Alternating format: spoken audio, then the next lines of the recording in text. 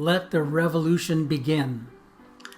There may be no more important election in our lifetime than the one that will take place on November 3rd, 2020. The COVID-19 pandemic has ripped the cover off the facade of a civilized, highly functioning democracy of, by, and for the people. Under that cover are lies, deceptions, and distortions of the deeply flawed but grand intent of the framers and fathers of our nation. They were simply men, not truly fathers, whose care would have enveloped all the people.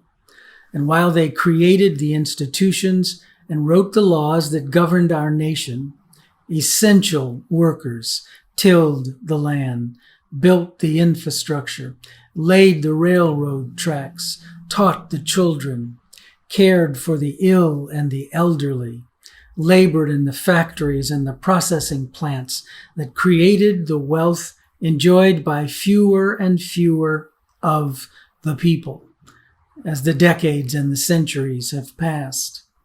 And the franchise, the right and power of one citizen, one vote, is again under attack, selectively denied to the made poor and the kept poor, denied to black and brown citizens, denied to students and the elderly in unfavored districts, denied to dreamers of all kinds, as if the vote were a privilege bestowed upon the chosen. To that we say no. The vote is for all. So welcome to voting and voter suppression in the age of COVID. The Riverside Church is proud to join with our friends Justice Aid in presenting this public forum on voter suppression to help us prepare and engage in restoring to every deserving person this right of citizenship. I am Michael Livingston, the interim senior minister at the Riverside Church in the city of New York. Welcome. Lift every voice and sing, till earth and heaven ring, ring with the harmonies of liberty.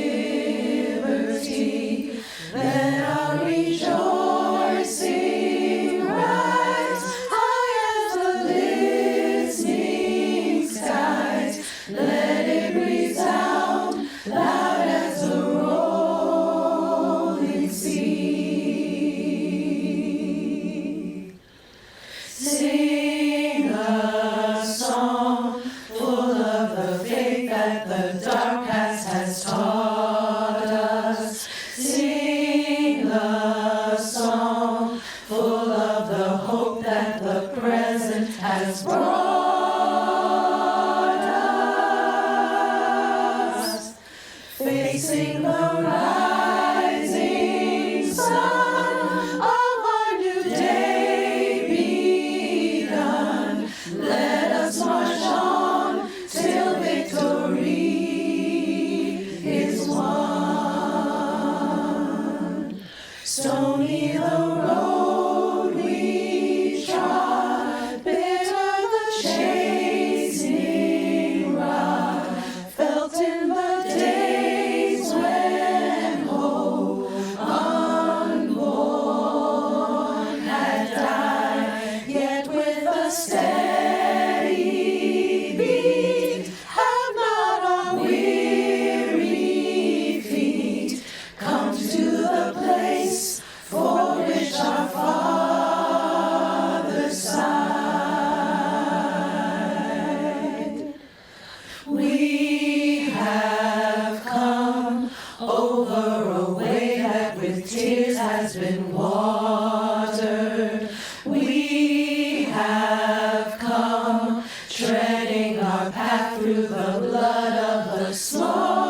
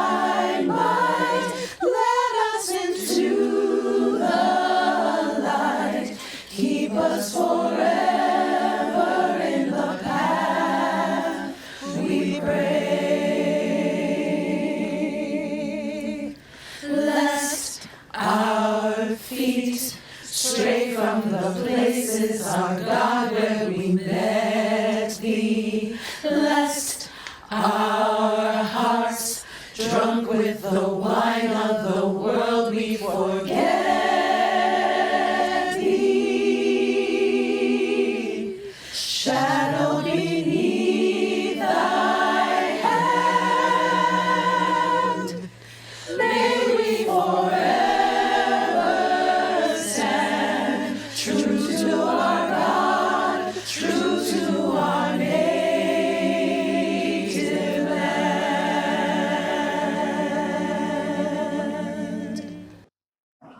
Justice Aid is deeply honored to partner with Riverside Church and the Lawyers Committee for Civil Rights to spotlight racist voter suppression in this forum. America was founded in genocide. America has just witnessed, the world has just witnessed the murder of George Floyd.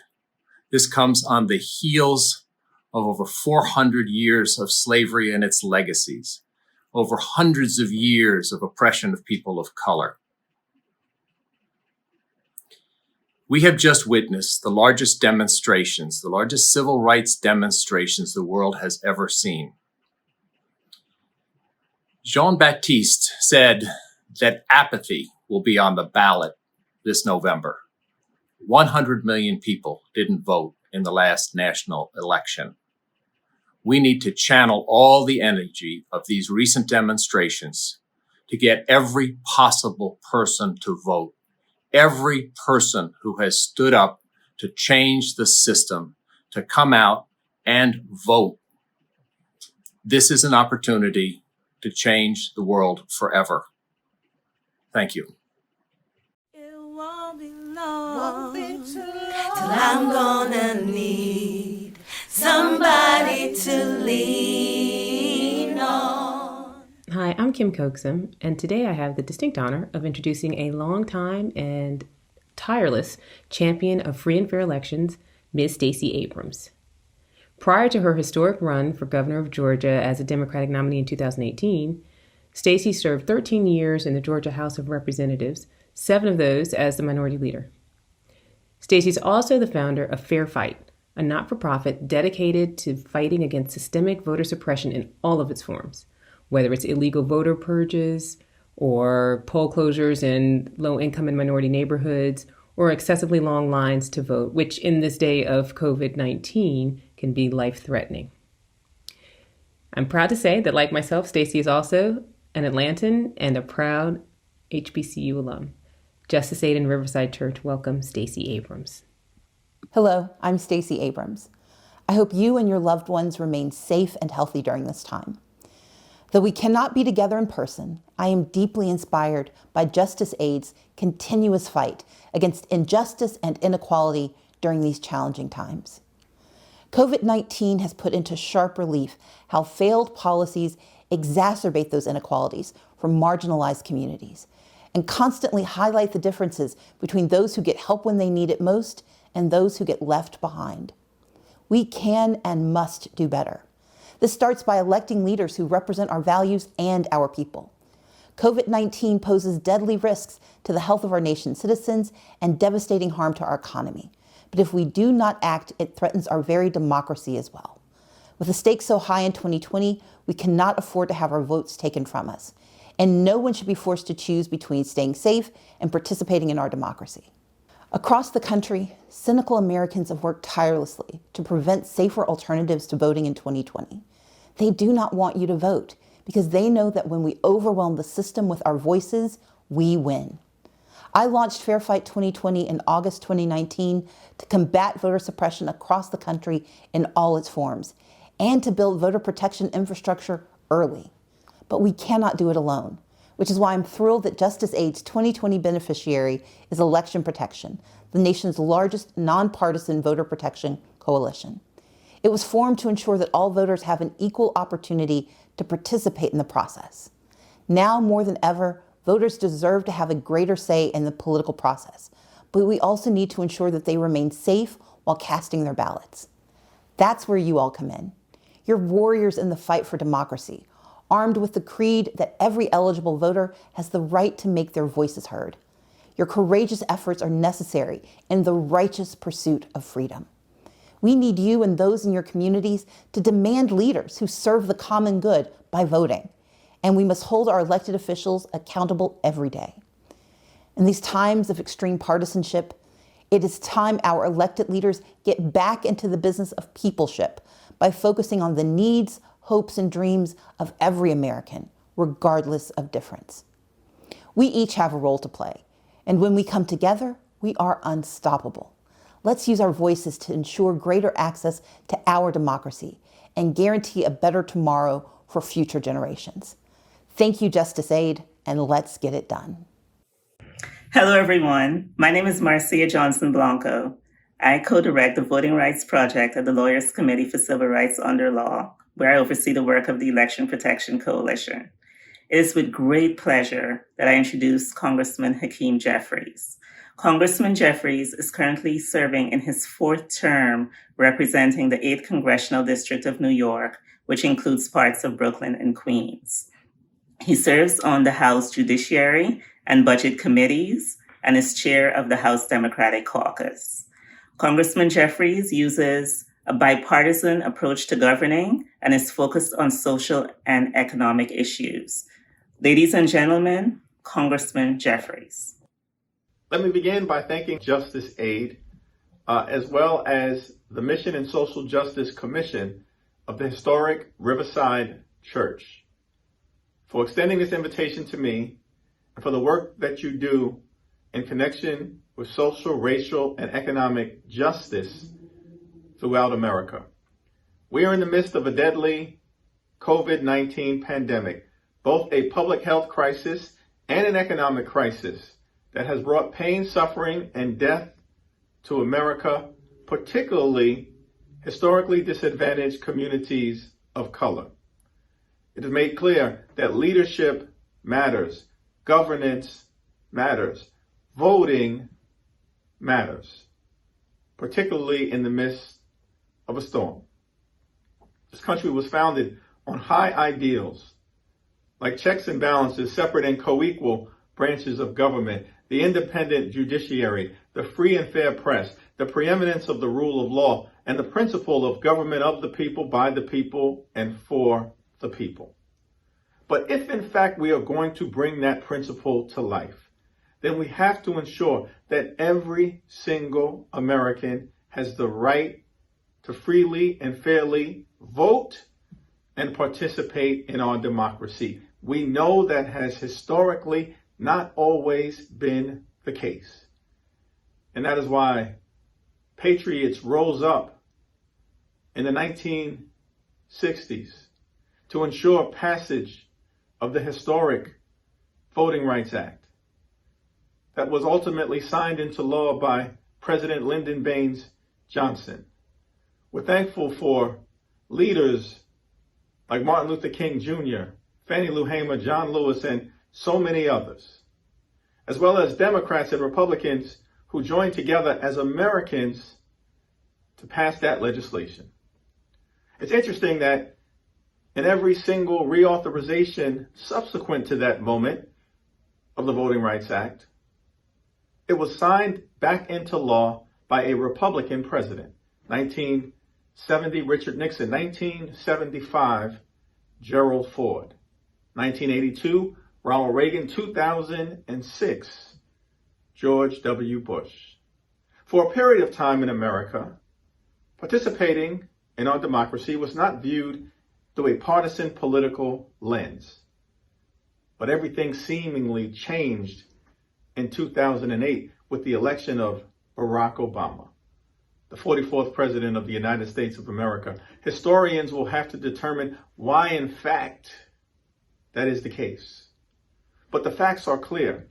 In the aftermath of President Obama's election, more than 40 different states introduced more than 180 different voter suppression laws, many of which were ultimately enacted as a result of the 2013 Supreme Court decision that gutted Section 5 of the Voting Rights Act. It's now, in fact, the case that some people on the other side of the aisle view voter suppression as a necessary electoral tactic in order to maintain power or acquire additional representation. That is shameful. And that is why we must all proceed with the fierce urgency of now, particularly in the midst of this pandemic, to ensure that every single American has the opportunity to vote at home and vote by mail. We must ensure that every single American has an opportunity to participate in early voting and to ensure that there are sufficient poll sites on Election Day so that people can vote safely and vote conveniently. No American should be forced to choose between their health, safety, and well-being on the one hand, and participating and exercising their constitutional right to vote on the other. This is America. This is a democracy. This is a country that is anchored in the principle of self-government, of the people, by the people, and for the people. And so we must engage in the effort to combat voter suppression with the fierce urgency of now, as if our life depends on it, because the quality of life of every single American absolutely depends on their ability to freely and fairly participate in our democracy. Thank you for your leadership. Thank you for your advocacy. Thank you for your efforts. God bless Justice Aid. God bless the Riverside Church. And God bless the United States of America.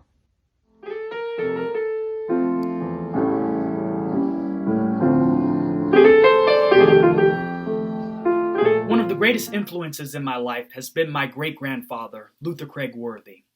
Much of my childhood was spent just visiting him and just sitting at his feet listening to him tell stories. He was born in 1906, roughly 40 years after the signing of the Emancipation Proclamation, and he passed away in 2011, so he lived to be 105 years old. So he had a lot of stories.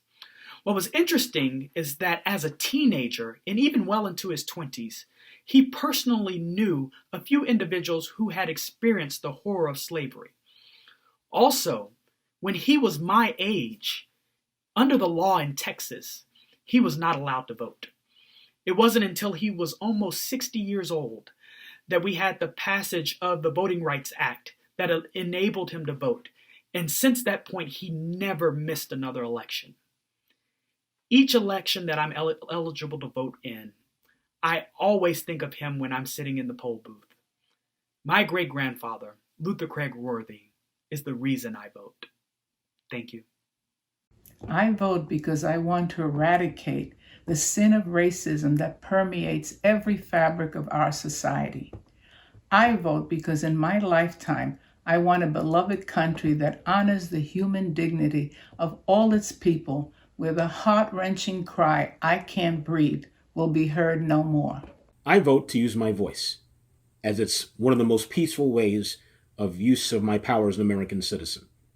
It allows me to express thoughts on all sorts of issues: climate change, education, fairness to all people.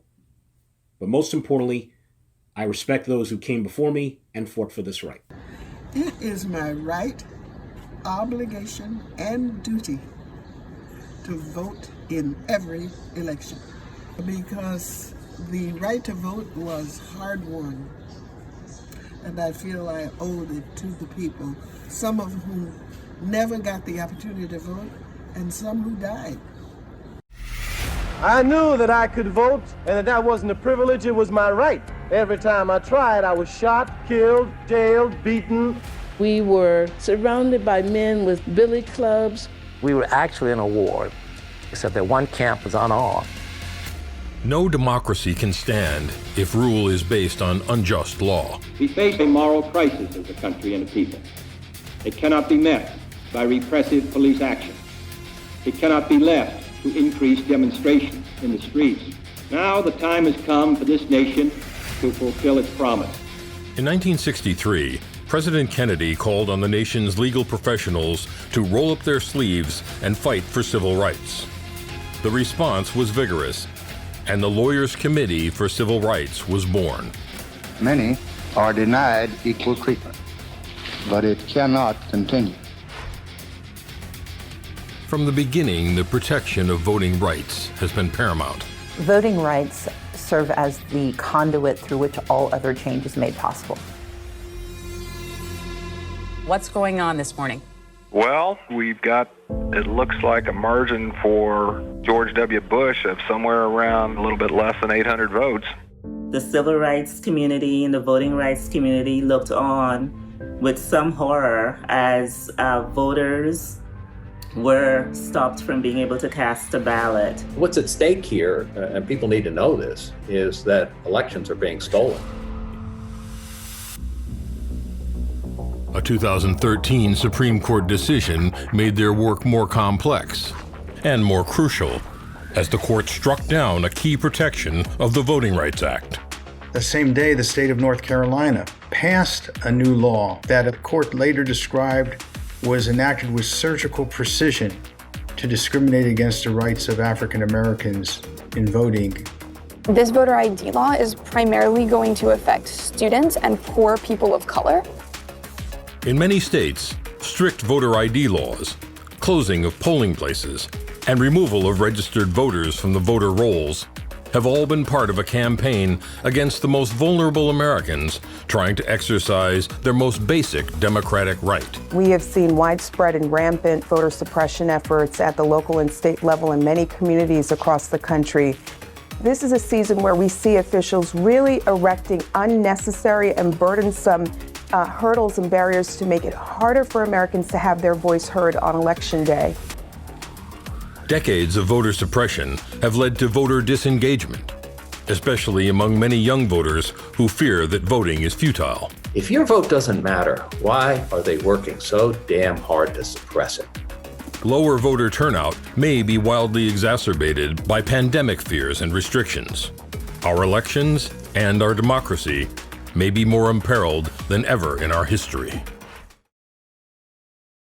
This is Teresa Steiner, Justice Aid board member, and it gives me great pleasure to introduce our moderator for our panel on voting and voter suppression, Ray Suarez.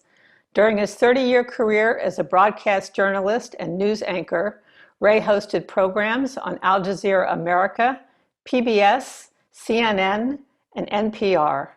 As senior national correspondent on the PBS NewsHour, he covered global health, the 9/11 attacks, 4 presidential elections, and 2 presidential debates.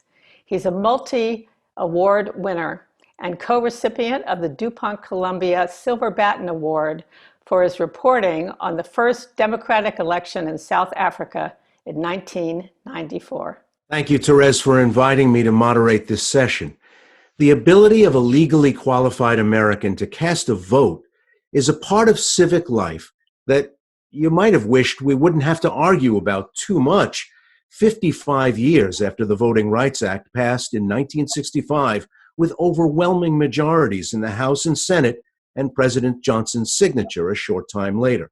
But here we are, with a core right of citizenship again fiercely contested territory, with preclearance stripped from the Voting Rights Act, widespread voter purges, manipulation of the location and staffing of polling places, and now, for 2020, in a country plagued by coronavirus, a battle royale brewing over the use of mail-in ballots.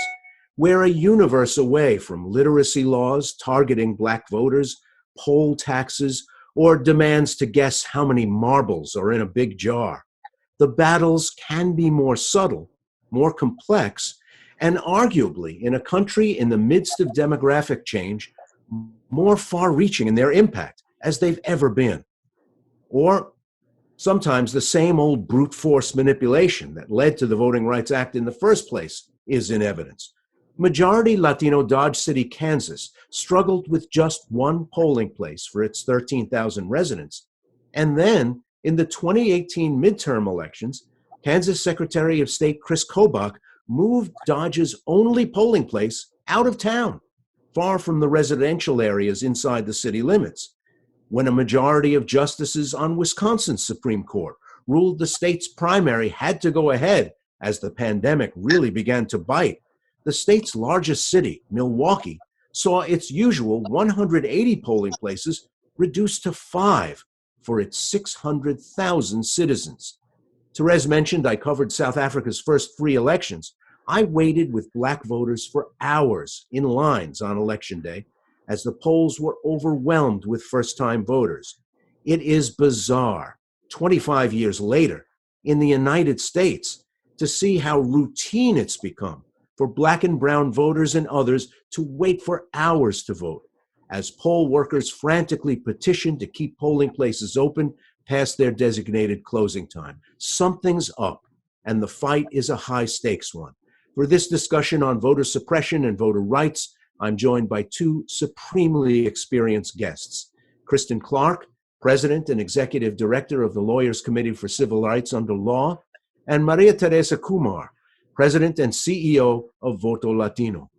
Maria Teresa and Kristen, let me begin with the most basic, perhaps the cornerstone question.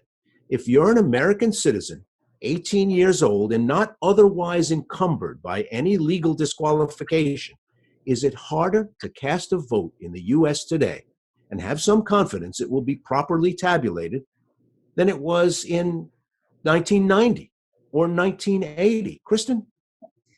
The right to vote is hotly contested. It is now and has always been, and the battle surrounding access to the franchise has been a really intense one. It is harder to access the ballot today, depending on who you are and where you live and how poor you are. The Supreme Court issued a devastating decision in 2013 in a case called Shelby County, Alabama versus Holder. That case literally cut out the heart of the Voting Rights Act and brought to a grinding halt a core provision of the act that required that certain cities and states in parts of our country with very long histories of discrimination get federal review of their voting changes before they could be put in place. So before they could put in place a new photo ID law or make a decision to shut down polling sites or redraw district lines, all of those changes were subject to federal review. And that federal review process did a lot of work, a lot of important work, and blocked hundreds of discriminatory voting changes in our country. The 2013 Supreme Court ruling has opened up the floodgates to voter suppression because we don't have that federal kind of gate check in place anymore. And we're fighting tooth and nail against relentless waves of voter suppression. Sadly, we have a president in the White House who makes statements that often fans those flames more intensely. And, here's the other reality. Elections in our country come down to very close margins. And you peel off a few people here and a few voters there, and all of a sudden voter suppression can change the outcome of an election. Here we are in 2020. The right to vote remains hotly contested today. And we have a lot of important work to do to make sure that everyone has voice in our democracy this season. Maria Teresa, same question. And because you've been so active enrolling voters, registering voters, maybe you could also talk a little bit about whether it's harder to become a voter in the first place. So one of the biggest challenges in the work that we do is informing the voter of their right to vote and to participate. It's not shocking that the fact that only 8 out of 50 states require civic education in order to graduate from high school, that you have a whole group of young, new, first-generation voters that have no idea how to navigate this program. They have no idea that it's as easy as going to your DMV or to going to votolatino.org or going to your Secretary of State's to register to vote. But that is part of the strategy. Part of the strategy of preventing the vote is to make it sound opaque, really scary, that you're not part of the system, that you're not wanted in the system. And so what we do at Voto Latino every day is to encourage people to say, this is your power. This was something that you earned, and this is something that it's the crux of our democracy. Shelby County against Eric Holder gutted the Voting Rights Act because it was preparing for 2020. And what I mean by that, Ray, is that in 2013, you saw a whole bunch of Republican state houses reading the census reports of 2010, where we discovered You didn't, because you've been on this beat long enough. I didn't discover, but America discovered that 51% of our nation's population growth was the children of Hispanic parents.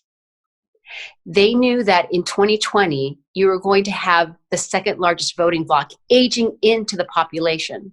So when you look at the demographics of Shelby County had over 100% growth in Latino population.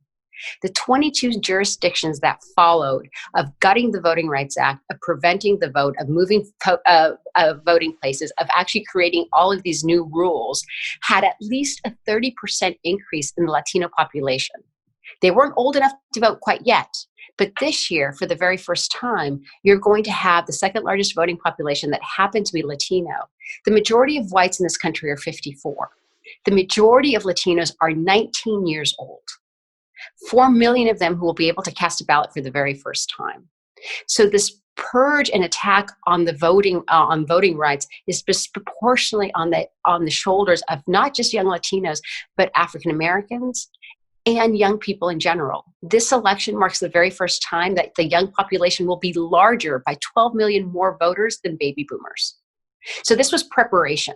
And I think what is shocking more is that there was not preparation of safeguarding our elections soon enough by other people reading the exact same tea leaves. And so what our job is to make sure that we say at Voto Latinos that it's important for people to understand their rights, to also understand how do they inform themselves, make sure that they have the proper ID, because as Kristen's group, the Lawyers Committee, takes people to task, takes them to court to fight all these terrible laws, we need an informed public, because yes, there are people trying to prevent your vote, but our job is to make sure that you are as informed as possible because we need you to show up.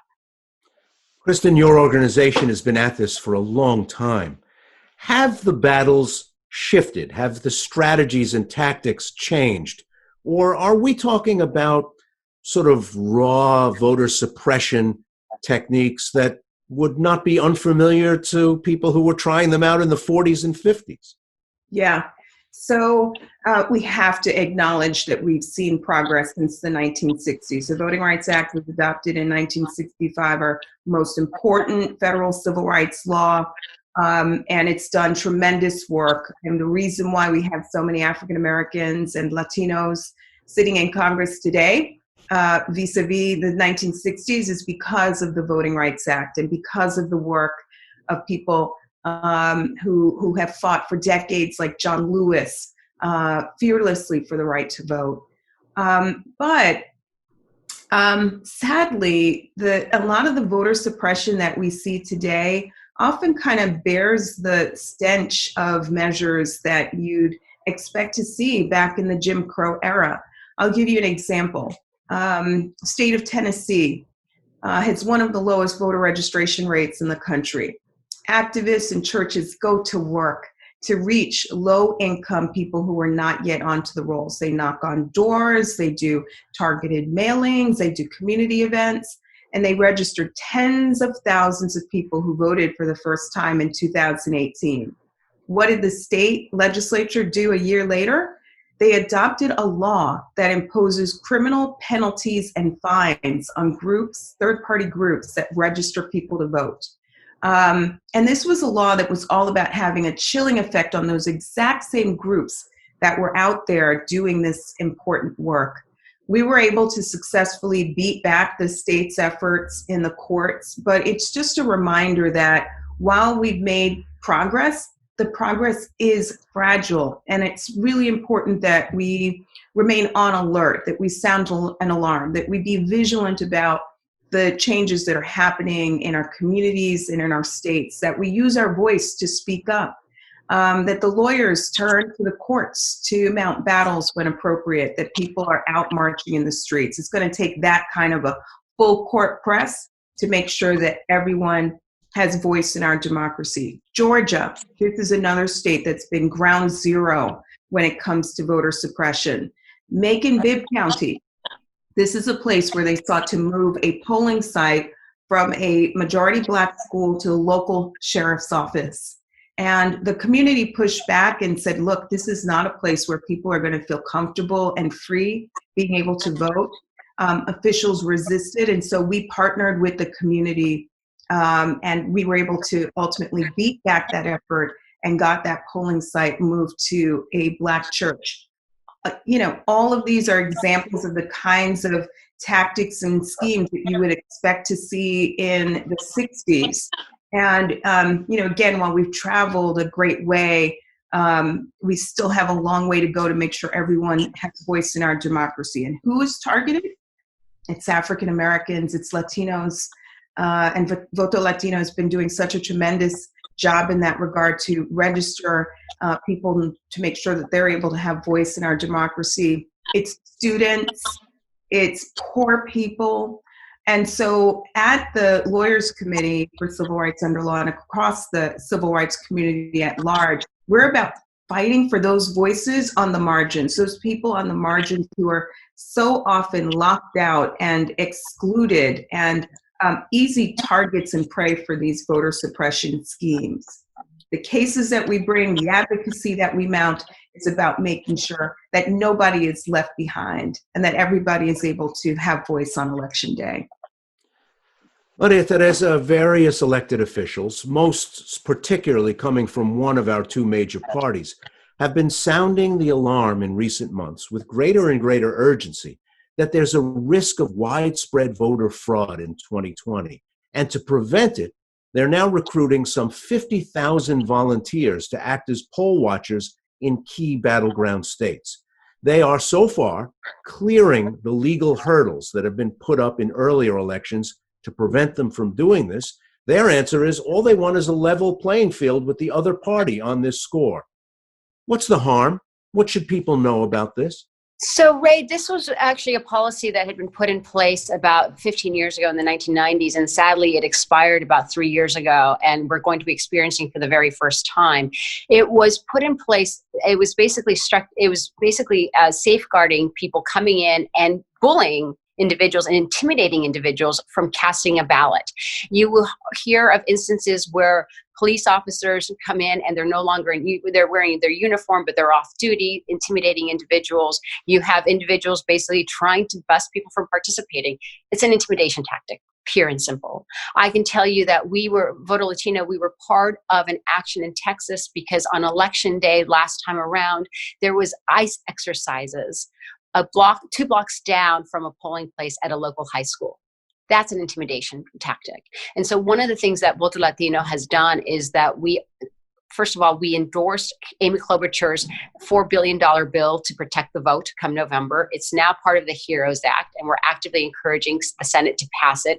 In it, it provides uniform playing rules for everyone. It provides the information and the more than importantly, the investment that in the infrastructure that is needed in order for states to play by uniform laws. But it also provides provisions so that they can have a whole new generation of poll workers. We believe that if you have a young person from their local community that is actually overseeing those election protections, it ensures that the person does not only feel intimidated, but empowered. It's hard for me not to emphasize enough the fact that in our democracy, politicians should be fighting for our vote. We are highly competitive as Americans, but this is the only place where people cower to actually try to get someone to participate and to vote for them. We should be battling about ideas, not about who is representing themselves at the polls. And our job, whether we're talking about the Lawyers Committee, where we're talking about individual citizens, where we're talking about journalists such as yourself, is not only exposing these fundamental structural impediments to participating, but also providing people with the information so that they feel that they empowered. Because when people participate, we actually see extraordinary change. But the pushback, and I'm sure you've heard the pushback, of course, comes from people who say, well, if you're a legally qualified voter and you're supposed to be in that polling place and fully empowered to cast a vote, you have nothing to fear from a poll watcher, from an ICE action. Why would you be afraid for an ICE action if you're a legally qualified citizen who's able to vote? Perhaps seriously, perhaps disingenuously, others will comment, not me.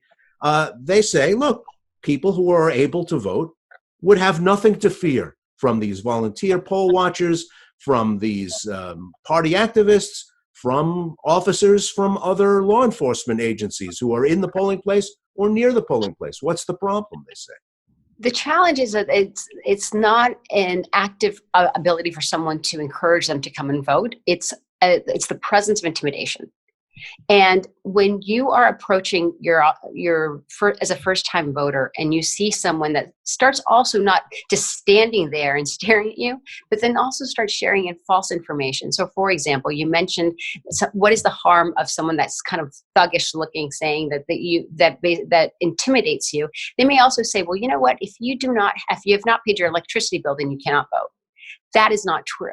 So what happens is that in these voter registration taxes, when you have an intimidating looking person, and it's the very first time that you're participating, it's also the language and the talking points in which they are prepped with that ensures someone that feels that they cannot participate.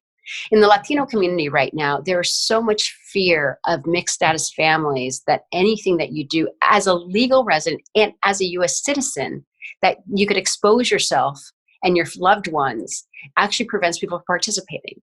In the 2018 election, there were flyers being sent to mixed status households in Latino neighborhoods saying that if you had a loved one that was undocumented, then you could not cast a ballot.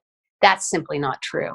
You reinforce that then with someone that is doing ICE exercises, that is racially profiling you, with the fact that you might be accidentally, just for simply being brown, accidentally be tied up in an ICE ring. You're trying to challenge yourself, like, is my vote worth it?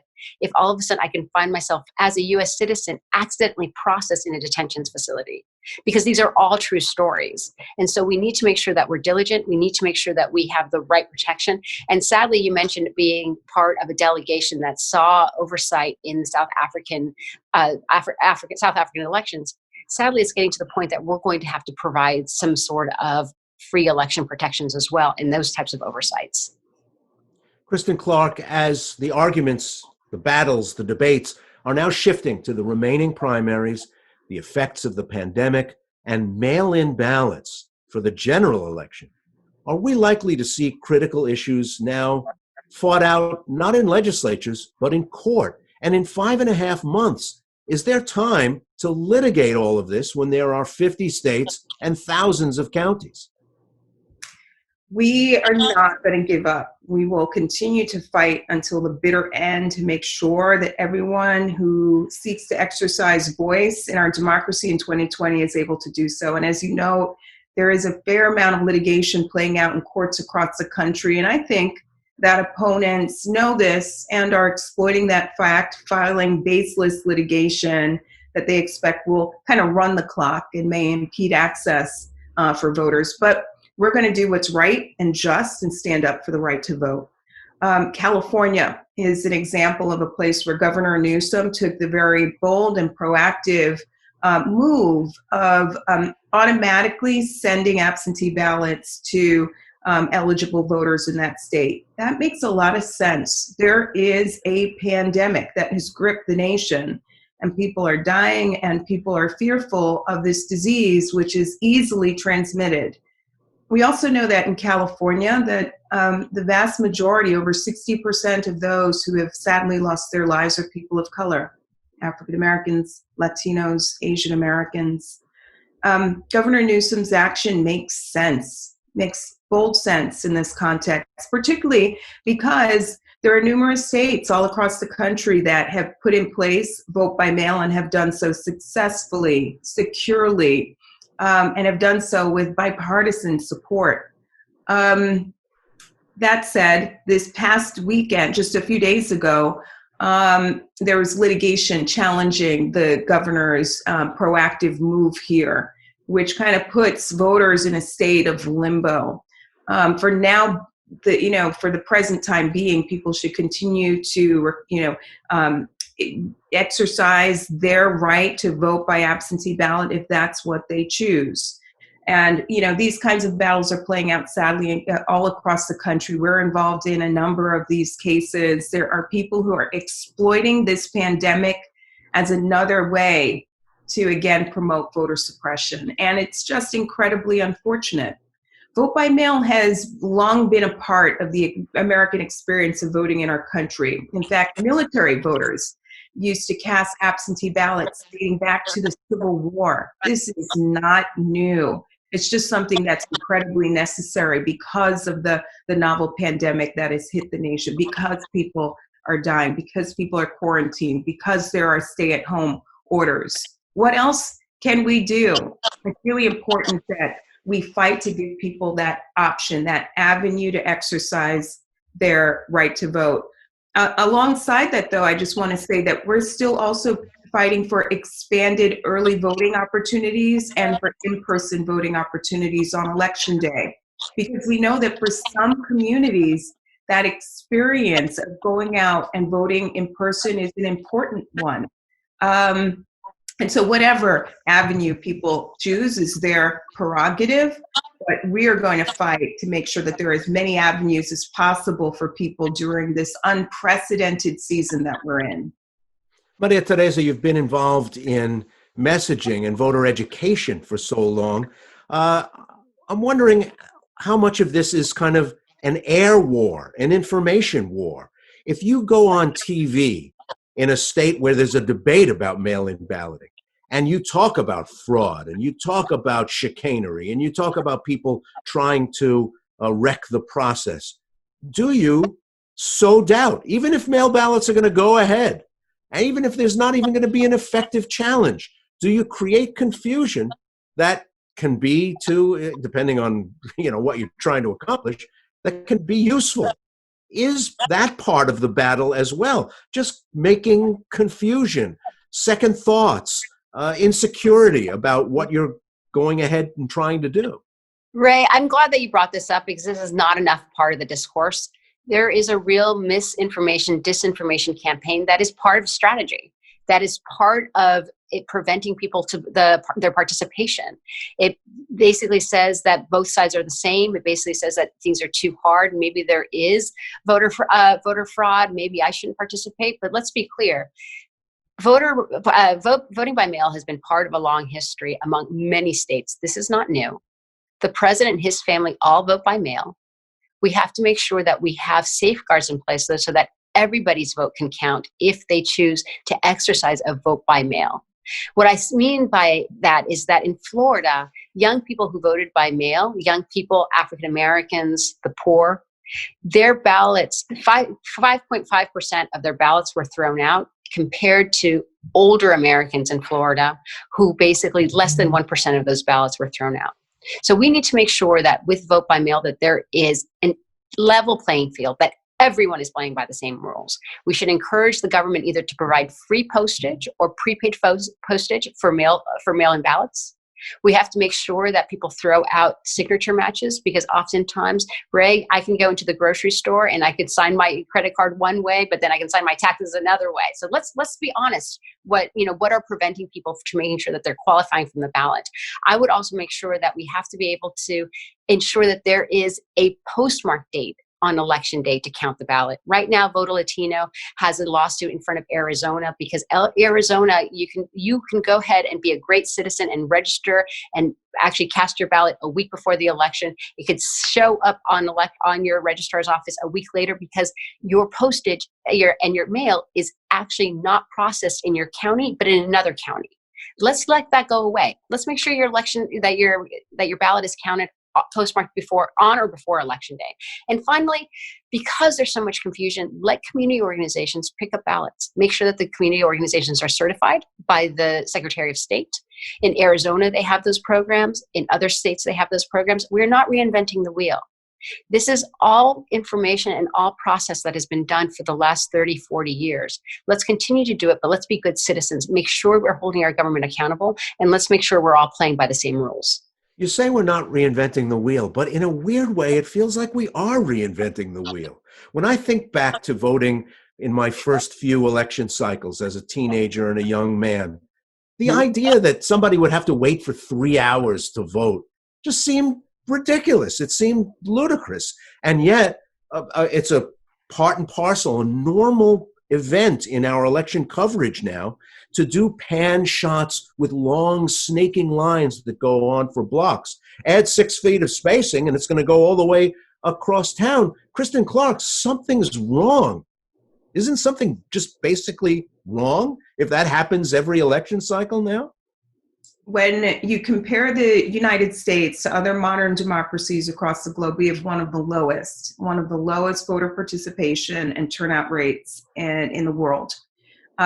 It's disgraceful. And in 2020, we want the United States to be a model when it comes to access to democracy. And we're not. And we're not in part because there are operatives and forces out there that continue to drive forth voter suppression efforts that are unnecessary. You mentioned earlier vote fraud, which is often touted as an excuse for why we need to impose unnecessary, burdensome, costly barriers and restrictions on people trying to vote. And the reality is that vote fraud is not widespread or significant or in any way justifies the tremendous burden that we impose on people when we push these voter suppression tactics. Texas, on the day that the Supreme Court issued that Shelby County decision, the state of Texas announced that it was moving forth with a restrictive photo ID law.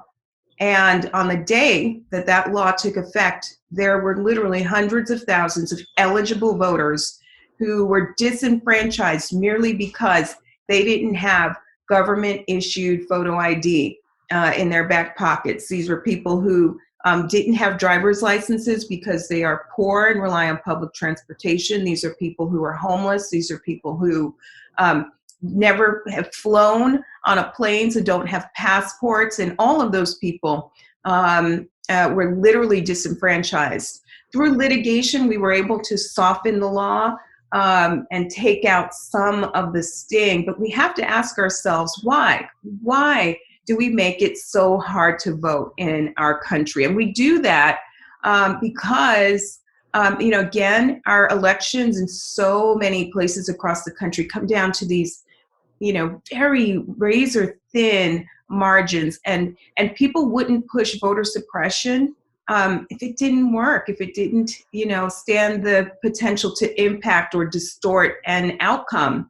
It's kind of the sad, unfortunate reality about where we are in 2020. The pandemic has only complicated the picture further, but I think it's also a rallying cry for people who care, for communities that care about the right to vote, who desire a democracy where everyone has voice, who feel like, hey, to have confidence in the outcome of an election, I want to know that everyone had their shot to have their say at the ballot box. And so there is something for all of us to do right now. Now is the time for us to speak up. Maria Teresa brought up the bill introduced by Senator Klobuchar. There's also been another bill introduced by Senator Harris. There's a full court press right now to make sure states have the funding they need to put in place the reforms that can modernize democracy. Funding for the United States Postal Service, right? Because if the U.S. Postal Service can't do their job this season, then we're really in trouble, and so much more. So call Congress 202-224-3121. 202-224-3121. That's one small step that you can take today to make sure that these critical federal bills make their way to the finish line. The other thing that you can do is to call our election protection hotline. This is the nation's largest nonpartisan voter protection hotline, 866-OUR-VOTE. Make sure everyone in your network, everyone in your community has that number and can use it as a place to get real-time information about how to get registered, how to vote, how to request an absentee ballot in your state, but also it's a place where you can sound an alarm and report voter suppression tactics that may be emerging in your community. Maria Teresa, we're just about at the end of our time. What should we be watching for? By definition, the audience for this conversation are people who are interested in this topic. Where are the important battlegrounds? What are the canaries in the coal mine for voter rights that people should be watching for the next 5 months? I would say one of the things that we should be looking for is making sure that people are registering, that they're voting, that we're providing under COVID, the CARES Act and the HERES Act, that we're providing people with the states with the funding they need in order to protect themselves. We are roughly about 150 days outside of the election. We have time right now. Make sure as an individual voter that your own voter registration is up to date and that your friends and family are registered to vote. If you ask me what the hot spots are, we're looking at Texas, Florida, Georgia, North Carolina, Wisconsin, Pennsylvania. Kristen earlier mentioned that Texas. The reason all eyes are on Texas is because you have roughly 3.5 million unregistered youth who, if they cast a ballot, can change the course, not just of that state, but the rest of the country. 2.5 million of them, right, who are unregistered Latino youth. When people say, well, what can we do? We need to register them to vote, because we know that when people are registered, close to 75% of new registered voters come out because they're excited about the process. They want to try it out. They want to kick the tires. Our challenge is closing that voter registration gap. 123 million Americans sat it out in the last election, in the presidential, because they said that their vote didn't matter. Well, look, it's a new dawn, but I'm not sure it's the one that we want. So make sure that, yes, when people are saying, this is hard, would the system ever change? I remind people that even though we had a really difficult time waking up on Wednesday of November of the presidential election, in the midterm election, we saw the highest participation in our nation's history in 100 years for a midterm. And us as Americans collectively voted in the most diverse Congress that our nation has ever seen. And that diversity paid off. We have over 400 pieces of legislation that's a blueprint for the American future. In that, it was modernization of our election systems. We had equal pay. We had pay equity regardless of who you loved. You could not be discriminated against. We had a modernization of background checks in over 25 years. We had a refresher on what a Green New Deal looks like. We even had DACA and TAPA part of the program. So when people say my vote doesn't matter, I encourage people to look at what happened when millions of Americans went out and voted in our midterm. And we saw the most diverse, youngest, LGBTQ, veterans, a house that actually looked like our house in America. So I encourage people to not only register, make sure that they're up to date, keep looking at the elections, but more importantly, call your elected officials to make sure that they are fully funding the Protect Your Vote legislation in the HEROES Act, fully funded. Because the only way we win is to make sure that that the states have the resources, and then make sure that within those states that everybody's playing by the same rules. Maria Teresa Kumar is the president and CEO of Voto Latino, and Kristen Clarke is the president and executive director of the Lawyers Committee for Civil Rights Under Law. Great to talk to you both. Thank you, Ray. Thank you for having me.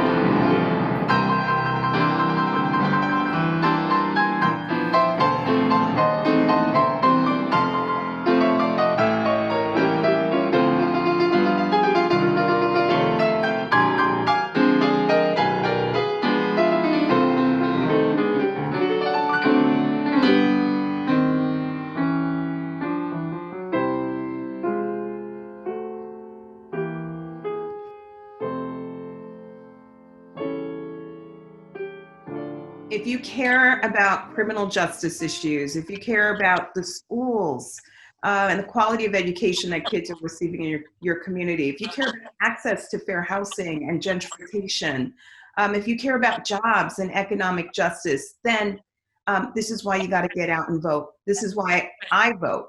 The right to vote is central in our democracy, and it is the way in which we can give voice to every issue that has impact on our day-to-day lives. So I vote for all those who can't, whether they're a child, whether there's someone in your family that is ineligible.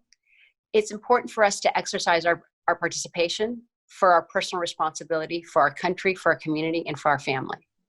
Regístrate, ve a votar. Yo voto porque es importante para votar para la gente que no puede representarse, sea mis hijos, sea mi familia, sea mi vecino. Ve a votar en el 2020.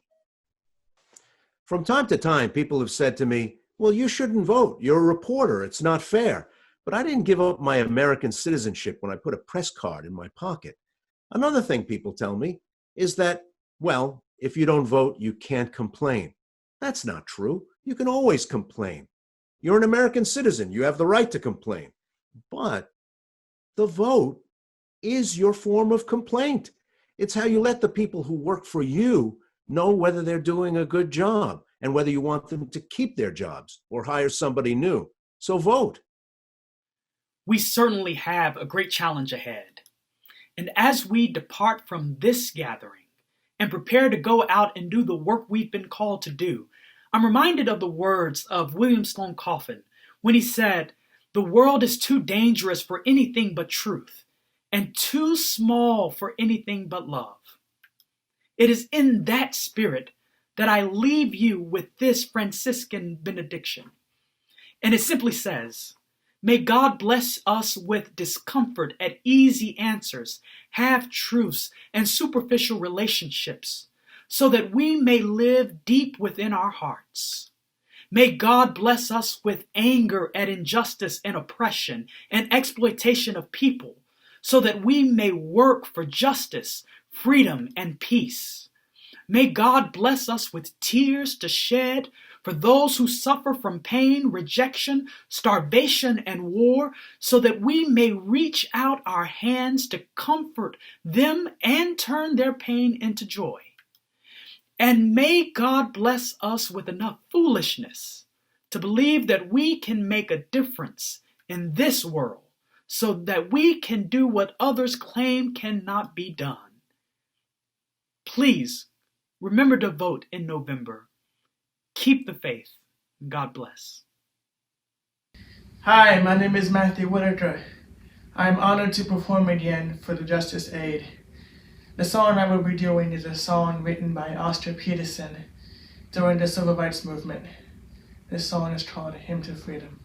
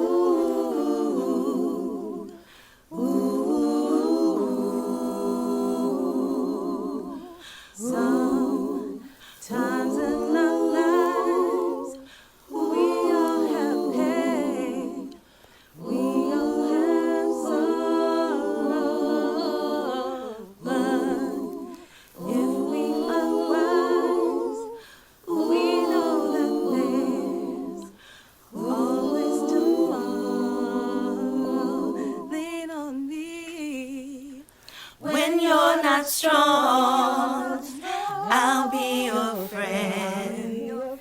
I'll help you carry on, for it won't be long till I'm gonna need somebody to lean on.